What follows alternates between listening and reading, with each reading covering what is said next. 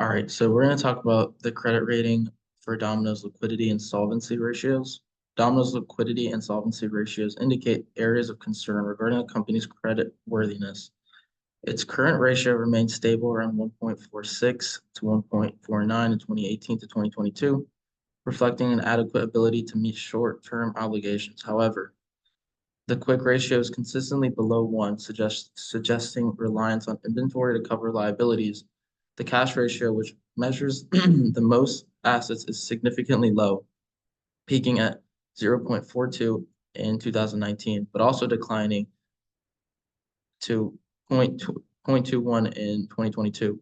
The solvency ratios, such as debt to total assets and debt to total capital, show Domino's substantial leverage, with a debt to asset ratio fluctuating from 3.11 to 4.35, and a debt to equity ratio consistently negative, signaling a heavily debt finance structure.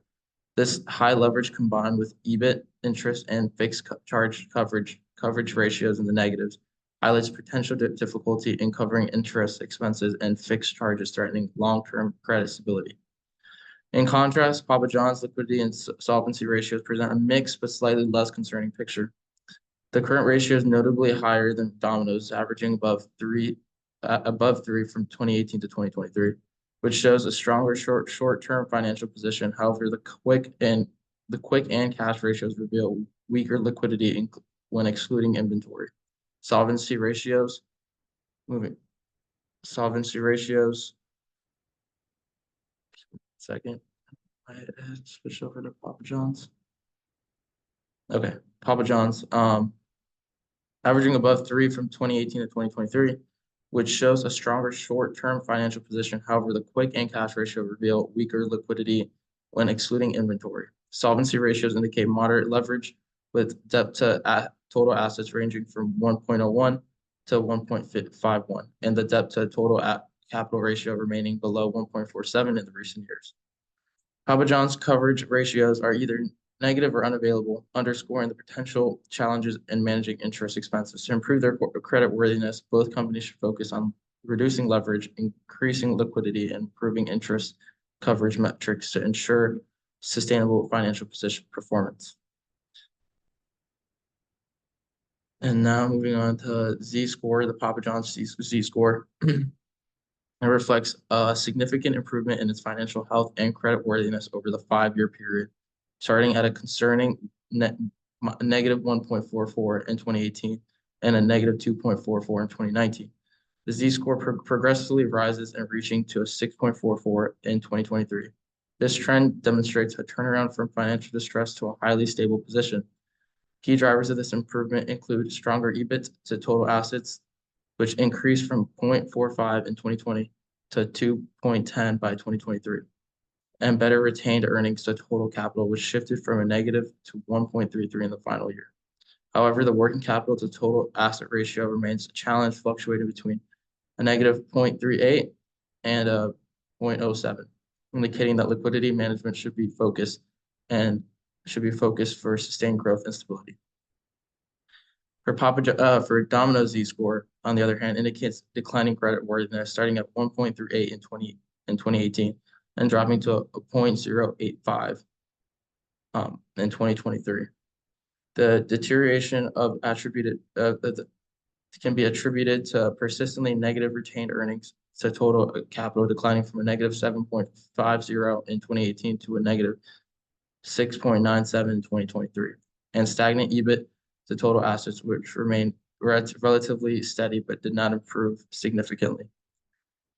While Domino's working capital to total assets is more stable than Papa John's, hovering near 0.40, it's now substantially bolstered to the company's overall financial health.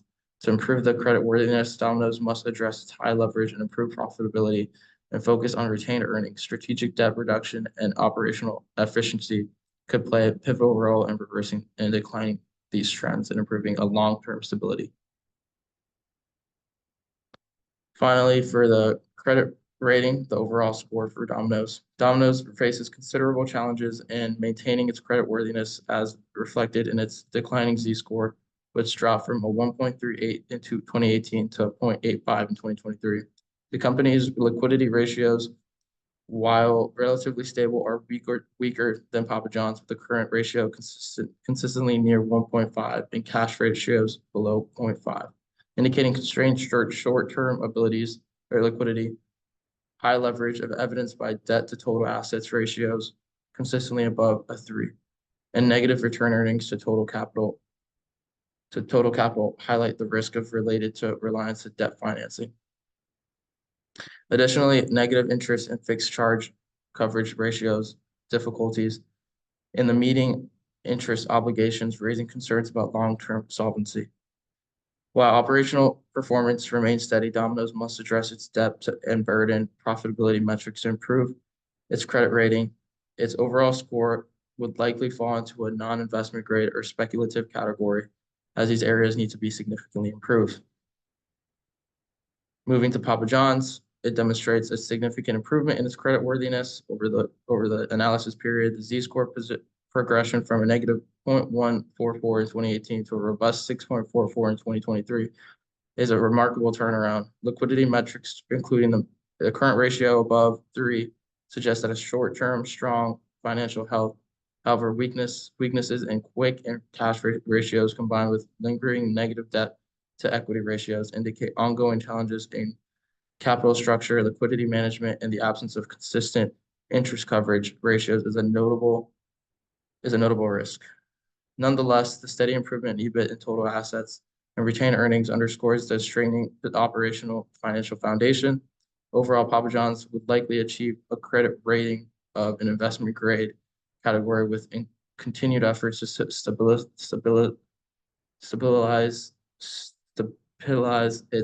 its debt levels and enhance liquidity. And that's all I have for the credit rating. Moving on to Domino's activity ratios.